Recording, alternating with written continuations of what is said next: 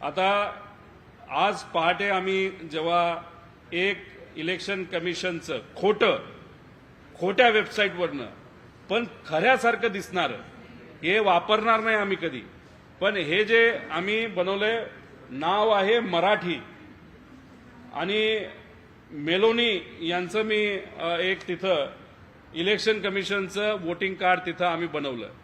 हे काय ऍक्च्युअल वेबसाईटवर बनवलेलं नाही, ही वेगळी वेबसाईट आहे.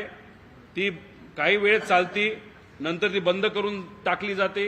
इलेक्शनच्या वेळेस अशा अनेक वेबसाईट तिथं काढल्या होत्या. ऍक्च्युअल वोटिंग कार्ड हे त्या ठिकाणी बनवलेलं आहे. गेल्या वेळेस आम्ही एक वेबसाईट दाखवली, त्याच्यावर तुम्हाला आधार कार्ड करून दाखवलं आणि मग ती वेबसाईट कदाचित आता बंद झाली. हे खरं तर आतापर्यंत चालू होती, पण दुर्दैवाने आता ती बंद झालेली आहे. मग अशा पद्धतीने हे वोटिंग कार्ड तिथं बनवलं जातं. म्हणजे आधी आधार कार्ड, आता वोटिंग कार्ड. आता याच्यामध्ये आपण सर्वांनी समजा हे फेक आहे, हे खोटं आहे, याचा वापर आम्ही करणार नाही.